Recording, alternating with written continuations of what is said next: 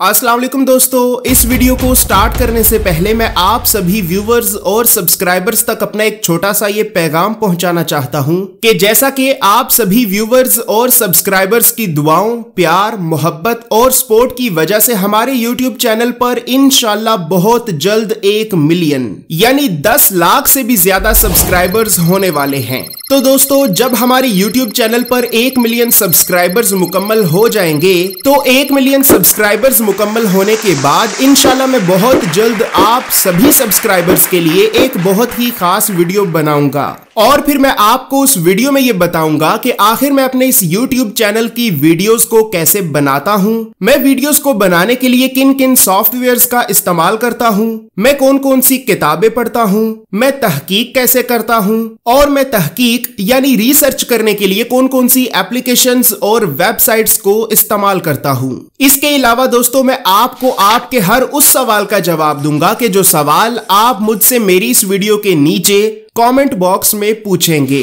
तो दोस्तों, अगर आप मुझसे कोई भी सवाल पूछना चाहते हैं तो मुझसे सवाल पूछने के लिए आपके पास सिर्फ 2 ही तरीकाकार हैं। पहला तरीका तो यह है कि आप अपना सवाल मेरी इसी वीडियो के नीचे कमेंट बॉक्स में लिखकर पोस्ट कर दें और दूसरा तरीका यह है कि आप अपना सवाल मुझे मेरे ईमेल एड्रेस पर लिखकर सेंड कर दें। तो इंशाल्लाह दोस्तों, फिर अब आपसे बहुत जल्द 1 मिलियन सब्सक्राइबर्स वाली वीडियो में बातचीत होगी।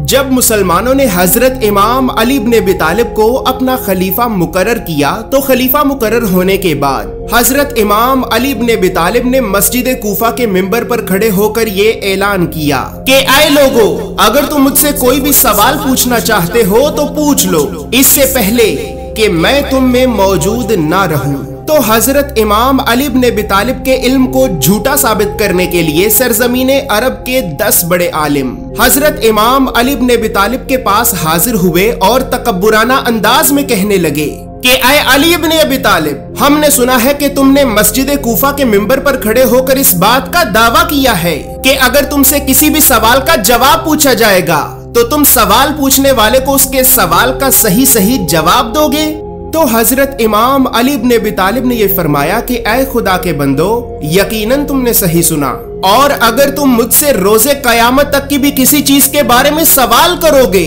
तो यकीनन मैं तुम्हें उसके बारे में भी सही जवाब दूंगा। तो वो 10 आलिम कहने लगे कि ऐ अली इब्न अबी तालिब, तो फिर ठीक है, जान लो कि हम 10 लोग हैं और हम 10 लोग एक एक करके तुमसे सवाल करेंगे। लेकिन ऐ अली इब्न अबी तालिब, ये बात भी जान लो कि हम 10 लोग तुमसे एक ही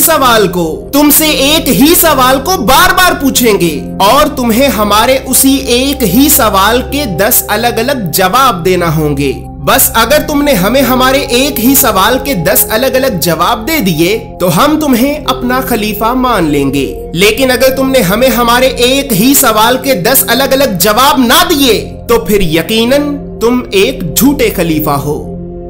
दोस्तों, उन 10 आलिमों ने हजरत इमाम अली इब्न अबी तालिब से जो सवाल किए थे तो वो सवाल आपको बताने से पहले यहाँ पर ये बात भी याद रहे कि ये जो वाकया मैं आपको सुना रहा हूँ तो ये वाकया कौकब दुर्री और किताबुल कशकौल में मौजूद है। किताबुल कशकौल के अलावा इसी वाकया से ही मिलता हुआ एक वाकया आज से 1000 साल से भी पहले लिखी गई अहले तशय्यो की अहादीस की मोतबर तरीन किताब नहजुल बलागा की हदीस नंबर 147 और अहले सुन्नत की भी 1000 साल से भी पहले लिखी गई अहादीस की ही मोतबर तरीन किताब हिलियातुल औलिया व तबकातुल अस्फिया की हदीस नंबर 243 में वाज़े तौर पर मौजूद है। तो बस फिर अब हजरत इमाम अली इब्न अबी तालिब ने उन 10 आलिमों से ये फरमाया कि ऐ खुदा के बंदो, तुम मुझसे जो भी सवाल करना चाहते हो बेशक वो सवाल करो। तो उन 10 आलिमों में से पहला आलिम आगे बढ़ा और कहने लगा कि ऐ अली इब्न अबी तालिब, मेरा पहला सवाल ये है कि बताओ, इल्म बेहतर है या फिर मालो दौलत। तो हजरत इमाम अली इब्न अबी तालिब ने यह फरमाया कि ऐ बंदा खुदा, यकीनन इल्म दौलत से बेहतर है। तो वो आलिम कहने लगा कि ऐ अली इब्न अबी तालिब, इल्म दौलत से क्यों बेहतर है? तो हजरत इमाम अली इब्न अबी तालिब ने यह फरमाया कि ऐ बंदा खुदा,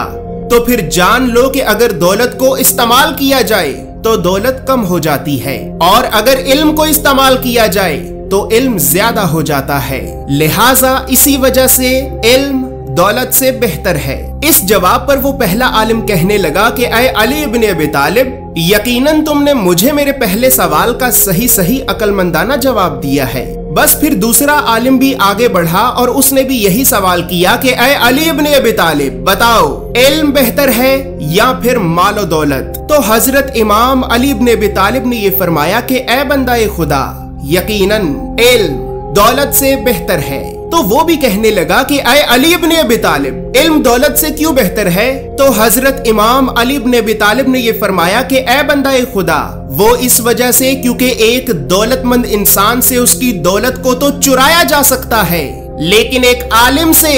उसके इल्म को चुराया नहीं जा सकता। इसी तरह तीसरा आलिम भी आगे बढ़ा और उसने भी दोबारा यही सवाल किया कि ऐ अली इब्न अबी तालिब, बताओ इल्म बेहतर है या फिर मालो दौलत? तो हजरत इमाम अली इब्न अबी तालिब ने भी दोबारा यही फरमाया कि ऐ बंदाए खुदा, यकीनन इल्म दौलत से बेहतर है। तो वो आलिम भी कहने लगा कि ऐ अली इब्न अबी तालिब, इल्म दौलत से क्यों बेहतर है? तो हजरत इमाम अली इब्न अबी तालिब ने ये फरमाया कि ऐ बंदाए खुदा, जान लो कि दौलतमंद इंसान के मरने के बाद उसका माल तो सिर्फ उसकी औलाद तक ही पहुंचता है, जबकि एक आलिम के मरने के बाद उसका इल्म ना सिर्फ उसकी अपनी औलाद बल्कि इस जमीन पे रहने वाले हर इंसान तक पहुंचता है। बस फिर चौथा आलिम भी आगे बढ़ा और उसने भी दोबारा यही सवाल किया। तो हजरत इमाम अली इब्न अबी तालिब ने यह फरमाया कि ऐ बंदाए खुदा, जान लो कि दौलतमंद इंसान का नाम तो उसकी मौत के साथ ही खत्म हो जाता है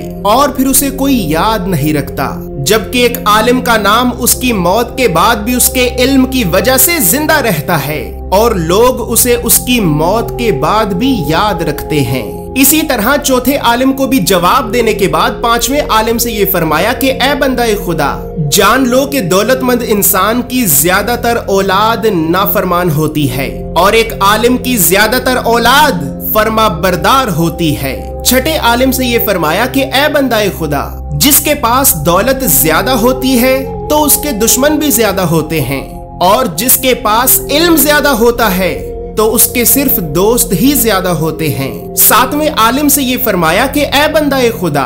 दौलतमंद इंसान से ज्यादातर लोग दोस्ती सिर्फ उसकी दौलत की वजह से रखते हैं और जब उसकी दौलत खत्म हो जाती है तो उसके दोस्त भी खत्म हो जाते हैं। लेकिन चूंकि एक आलिम का इल्म कभी खत्म नहीं होता तो उसके दोस्त भी कभी खत्म नहीं होते। आठवें आलिम से ये फरमाया कि ऐ बंदाए खुदा, जान लो कि किसी भी बंदाए मोमिन के लिए दौलत तो फिरऔन की मिरास है, जबकि इल्म अल्लाह के पैगंबरों की मिरास है। इसी तरह 90 आलिम से ये फरमाया कि ऐ बंदाए खुदा, अब ये बात भी जान लो कि जिसके पास फिरऔन के बराबर दौलत इकट्ठा हो जाती है तो फिर वो फिरऔन की तरह कहता है कि मैं ही तुम्हारा खुदा हूँ, लेकिन जिसके पास अंबिया का इल्म इकट्ठा हो जाता है तो वो फिर इब्राहिम की तरह जलती हुई आग में भी ये कहता है कि ऐ मेरे परवरदिगार, सिर्फ तू ही मेरा खुदा है, कि ऐ मेरे परवरदिगार, सिर्फ तू ही मेरा खुदा है। बस फिर अब इसी तरह हजरत इमाम अली इब्न अबी तालिब ने उस 10वें आलिम से ये फरमाया कि ऐ बंदाए खुदा,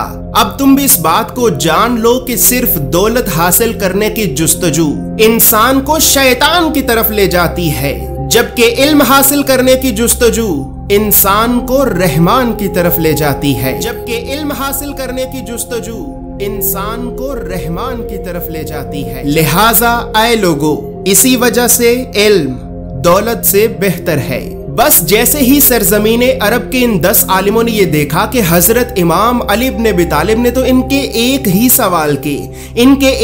सवाल के 10 अलग अलग और सही सही जवाब दे दिए हैं, तो वो तमाम आलिम अपने सरों को झुकाकर ये कहने लगे कि ऐ जनाबे अली इब्न अबी तालिब, यकीनन आपने हमें हमारे एक ही सवाल के 10 अलग अलग और सही सही अक्लमंदाना जवाब दिए हैं। तो हजरत इमाम अली इब्न अबी तालिब ने ये फरमाया कि ऐ खुदा के बंदो, अगर तुम अपनी सारी जिंदगी भी मुझसे इसी एक ही सवाल के अलग अलग जवाब ही क्यों ना पूछते रहो, तो जान लो कि मैं अली तुम्हें तुम्हारी सारी जिंदगी इसी एक ही सवाल के हर बार अलग अलग जवाब देता रहूंगा। बस जैसे ही उन 10 आलिमों ने हजरत इमाम अली इब्न अबी तालिब का ये जवाब सुना, तो ये जवाब सुनते ही उन 10 आलिमों ने फौरन हजरत इमाम अली इब्न अबी तालिब की खिलाफत का इकरार किया। आपकी खिलाफत का इकरार करने के बाद उन 10 आलिमों में से एक आलिम आगे बढ़ा और निहायत ही अदब और एहतराम से ये कहने लगा कि ए अमीरुल मोमिनीन, अगर इल्म दौलत से बेहतर है तो क्या हमें दौलत को बिल्कुल भी हासिल नहीं करना चाहिए? तो हजरत इमाम अली इब्न अबी तालिब ने ये फरमाया कि ए बंदाए खुदा,